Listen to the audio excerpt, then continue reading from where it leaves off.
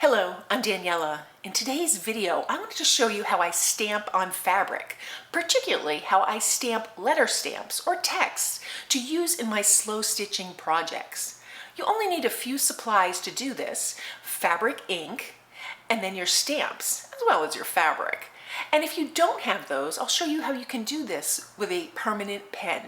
A marker will give you a similar effect. It won't be a stamped image, but it'll be an image that you can create onto the fabric to create great results to use in your projects.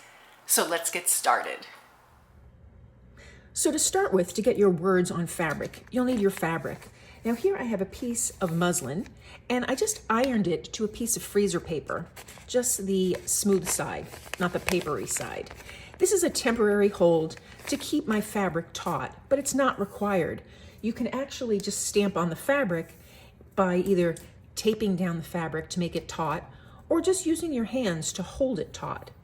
I'm just giving you various tips to get the best results. Find what works for you and what effort you're willing to go to. You don't have to go to great lengths to get a really nice image. Then you'll need your stamps. I have stamps with words. This is on a kind of a quick way. I'll just choose one of these stamps here, put it on my block here, and then I can put it in the ink and stamp it. And I'll show you that in a moment. But alternately, you can use a stamping alphabet, which is just stamps with each letter of your alphabet, and then you just stamp each one. It's far more tedious and time-consuming to do it individual letters. However, you can get a variety of words for very inexpensive. For $10 or so, you can get a set of stamps similar to this one. This is an old set, but they have similar sets on Amazon and many stamping sites. And you find the font, and if you want all capitals, if you want capitals and lowercase, it's really up to you. You don't need a set with a little box. I have a very cheap set here with just all the letters in it, like that. And I just keep them in an old little canning jar. So there's lots of ways you can go with this. You'll also need ink that's designed for fabric. And this way it doesn't fade and it doesn't produce so much ink that it splatters, and it doesn't produce not enough ink that it doesn't create a nice impression. This is by VersaCraft. It's designed not only for fabric, but other uses. So I get a lot of use out of this ink pad.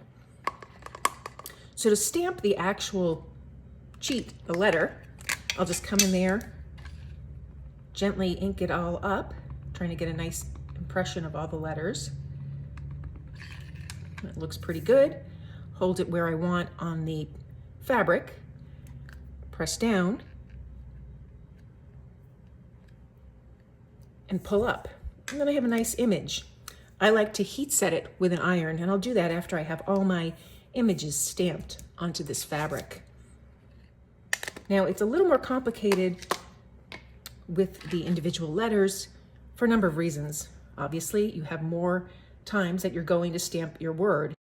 So if I'm gonna stamp the word hello, I'll find my letters. And this word, my L's are gonna repeat. So if the letters didn't repeat, I could just put them all together and stamp them as one. It's a possibility. But what I like to do, because these stamps, they're not expensive, they're not super high quality, when I ink them, sometimes the edges get inked. I can take my time after I ink them and clean the edges off with a little cloth. Another option is to use just some removable tape. And I like to put the tape either on my arm or on my pants just to get a little of that adhesive off. And then I just put it down and I make a little window of where I want my stamps to go, my word. So I'll just play around knowing that if I make that window, I'm also making a little bit of a guide so that it holds the letters, but not a lot of that stamp. Again, this is a little time consuming. Truthfully, I don't use this technique very often, but if I want to get a very nice impression, I might go to these steps, these lengths.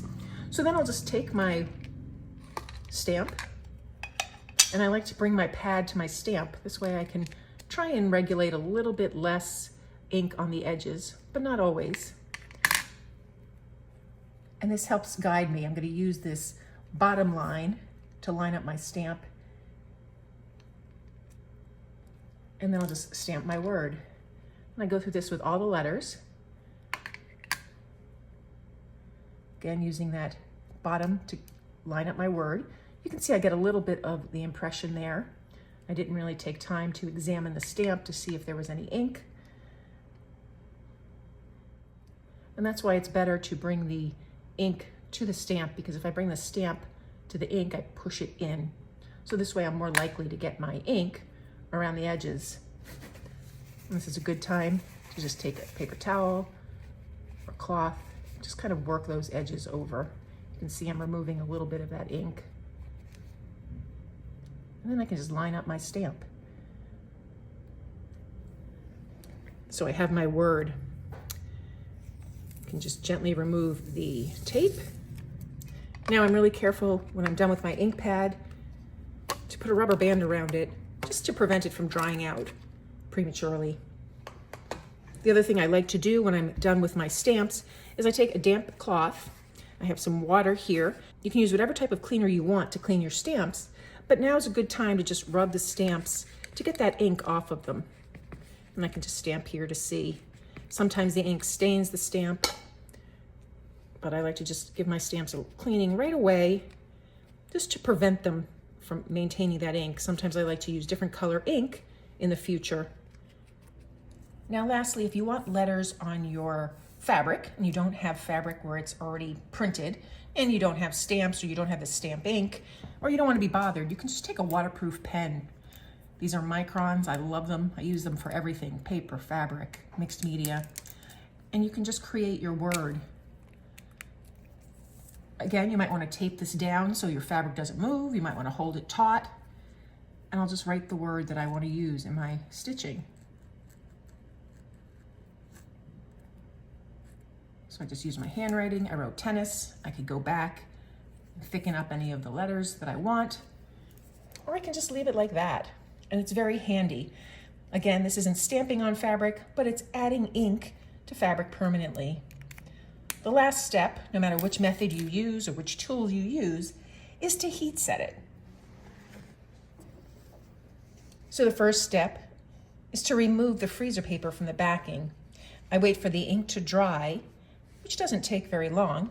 If it isn't dry, it will smear with the iron, so just keep that in mind. And then I just take the hot iron, set for the fabric temperature, and I go over all of the areas that I created with ink, whether they were stamped or written with a pen. And very quickly, if something is amiss with the writing, if the impression isn't dark enough, or I realized I wanted to add another element, maybe a little smiley face or something, I can just go back in with my permanent marker and fix anything like that, just going over everything one more time. And then I'll wait for that to dry and reheat set it. And now my fabric and my stamped words are ready to use. So that's how I use stamps and text on fabric if I want something particularly custom or personal. So in 2024, I have an online workshop, which anyone can join, where we're making this slow stitched roll.